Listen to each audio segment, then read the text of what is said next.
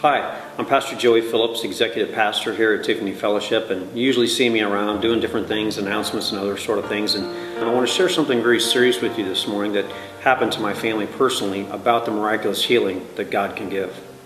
23 years ago, our youngest son Alex was born, our second child, and we were very happy. We noticed right off from the bat that he had an issue with one side of his mouth drooping down.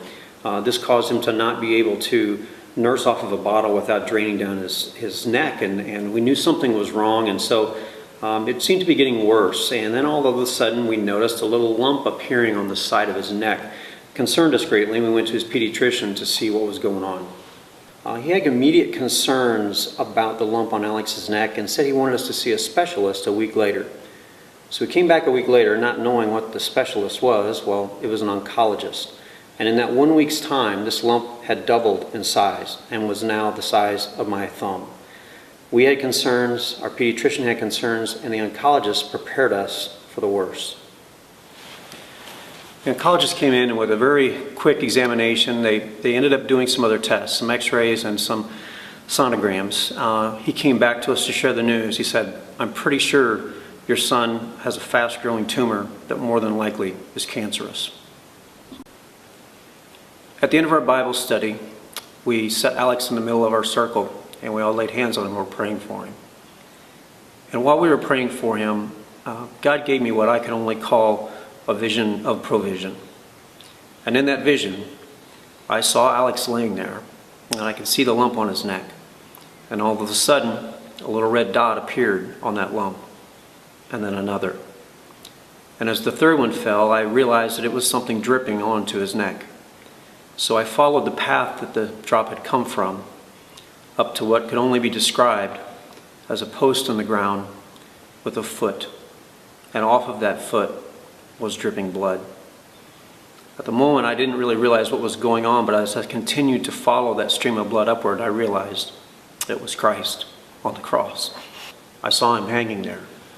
I saw the hole in his side from the spear, and I saw the blood flowing out of that hole, down his body, down his leg, onto his toe, and dripping right onto the lump on my son's neck. In that moment, God spoke to my spirit and said, "He'll be healed. It's under the blood." I shared what I'd seen in this vision with this group of people, and so we all stood together in faith that God was going to heal Alex. This lump had gotten to a point where the core of it was very hard, and the outer part, the outer half of it, was very soft and kind of mushy. Our appointment was in 2 days in St. Louis. By the time we got to St. Louis, the lump was about the same size, almost a golf ball, but it hadn't gotten any bigger. But what had dramatically changed was the core. All of a sudden, it was just soft. And the doctors came in, and it was a teaching hospital, and they pulled no less than 7 doctors in to look at Alex, to which we were initially very skeptical about, because when you see that, you think, wow, this must be a rare condition. After a thorough examination, they said to us, well, we don't know why in Quincy the diagnosis was a cancerous tumor, because we see no signs of that. We think simply what your son has is what's called torticollis. It's a pulled muscle that can happen in the neck of a child during delivery under strenuous conditions, which Alex had had.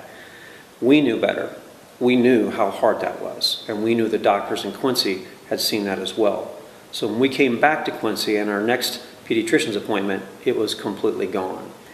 No explanation from our pediatrician. He just said, things happen sometimes and we can't explain it, but we can.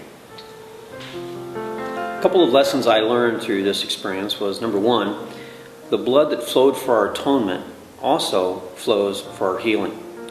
Secondly, Matthew tells us where 2 or more agree, he will answer that prayer. And I believe that with all of my heart. I believe that happened because there was more than just Felina and I praying for this healing miracle to take place.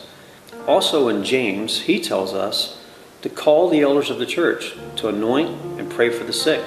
That's what we did in that moment, in faith, believing, and God answered that prayer.